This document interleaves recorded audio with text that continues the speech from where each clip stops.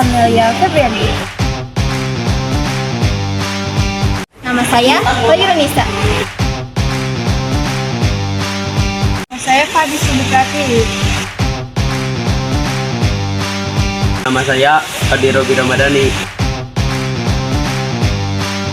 Saya Sari. Halo teman-teman, di sini kelompok kami akan mempresentasikan tentang novel sejarah. Ada apa aja sih? Yang pertama ada pengertian novel sejarah. Yang kedua ada contoh-contoh novel sejarah. Yang ketiga ada jenis rekon novel sejarah. Yang keempat ada struktur novel sejarah. Yang kelima ada kaidah-kaidah kebahasaan dalam novel sejarah. Yang terakhir ada nilai-nilai dalam novel sejarah. Ayo kita simak. Fani Dep Hairunisa sedang mencari buku novel sejarah.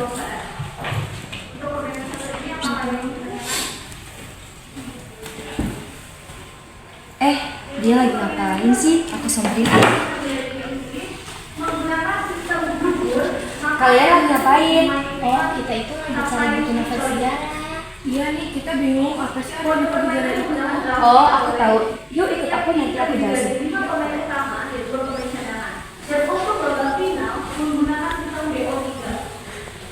Apa sih novel sejarah?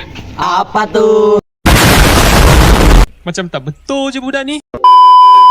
Novel sejarah adalah novel yang di dalamnya menjelaskan dan menceritakan tentang fakta kejadian masa lalu yang menjadi asal muasal atau latar belakang terjadinya sesuatu yang memiliki nilai kesejarahan, bisa bersifat naratif atau deskriptif.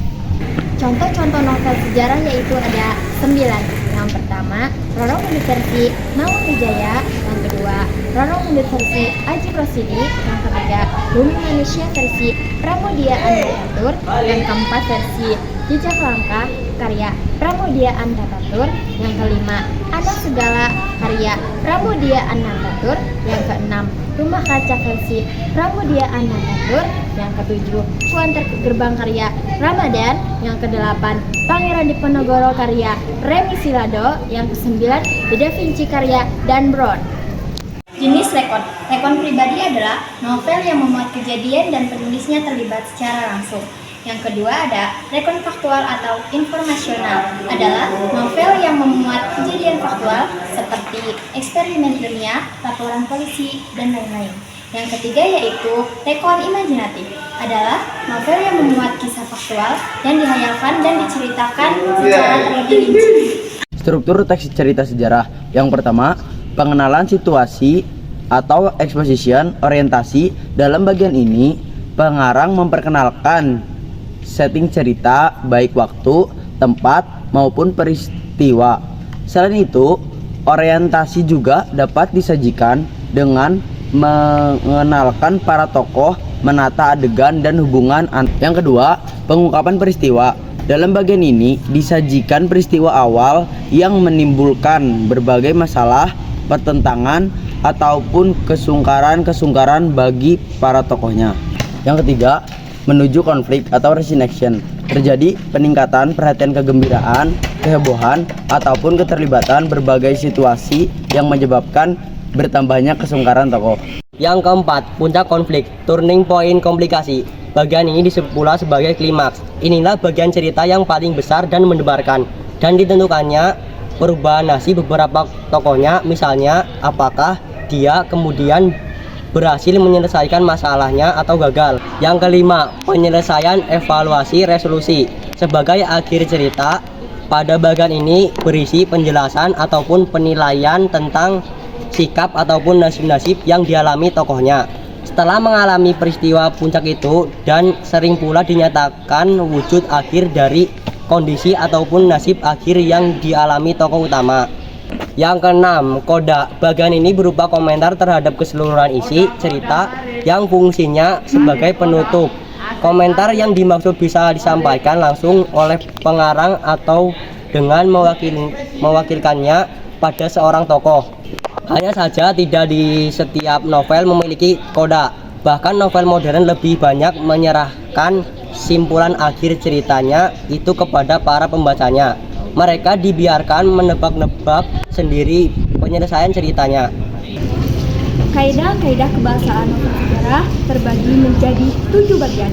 Yang pertama, menggunakan banyak kalimat bermakna lampau. Contohnya seperti karena, sejak, dari, tadi, dan sebagainya. Yang kedua, menggunakan banyak kata yang menyatakan urutan waktu, kondisi kronologis atau temporal. Contohnya seperti sejak saat itu, setelah itu, mula-mula, dan kemudian. Yang ketiga, menggunakan banyak kata kerja yang menggambarkan suatu tindakan atau kata kerja materi. Yang keempat, menggunakan banyak kata kerja yang menyatakan kalimat tak langsung sebagai cara menceritakan tutur seorang tokoh oleh pengarang. Contohnya seperti menceritakan tentang, menyatakan bahwa, menurut, mengungkapkan, menanyakan, menyatakan, dan menuturkan. Yang kelima, menggunakan banyak kata yang menyatakan sesuatu yang dipikirkan atau dirasakan oleh tokoh. Contohnya seperti menanyakan, merasakan, mendambakan, mentahkan, dan menganggap. Yang keenam, menggunakan banyak dialog. Hal ini ditandai dengan tanda petik ganda dan kata kerja yang menunjukkan tuturan langsung. Yang ketujuh, menggunakan kata-kata sifat possessive pemakai untuk menggambarkan tokoh, tempat, atau suasana. Nilai-nilai novel sejarah ada 7, yaitu Yang pertama, nilai budaya. Nilai budaya adalah nilai yang diambil dari budaya yang berkembang secara turun-temurun di masyarakat berhubungan dengan budaya Melayu. Ciri khas nilai-nilai budaya dibandingkan nilai lainnya adalah masyarakat takut meninggalkan atau menentang nilai tersebut karena takut sesuatu yang buruk akan terjadi. Yang kedua, ada nilai moral. Pada dasarnya, nilai moral berkaitan dengan nasihat-nasihat yang berkaitan dengan budi pekerti, perilaku, atau tata susila yang dapat diperoleh pembaca dari cerita yang dibaca atau dinikmatinya. Yang ketiga, nilai agama atau religi. Nilai religi biasanya ditandai dengan penggunaan kata dan konsep Tuhan, makhluk gaib, dosa pahala, serta surga neraka.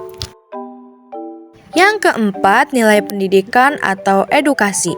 Nilai pendidikan adalah nilai yang berhubungan dengan proses pengubahan sikap dan tata laku seseorang atau kelompok orang dalam usaha mendewasakan manusia melalui upaya pengajaran dan latihan.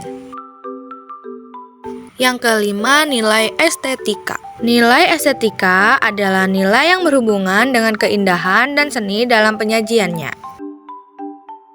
Yang keenam, nilai sosial. Nilai novel sejarah selanjutnya berhubungan dengan kehidupan di dalam masyarakat. Biasanya berupa nasihat-nasihat yang berkaitan dengan kemasyarakatan. Indikasi nilai sosial dikaitkan dengan kepatuhan dan kepantasan bila diterapkan dalam kehidupan sehari-hari. Nah, itu dia video penjelasan dari kami. Bye-bye. Oke teman-teman, terima kasih sudah menonton videonya.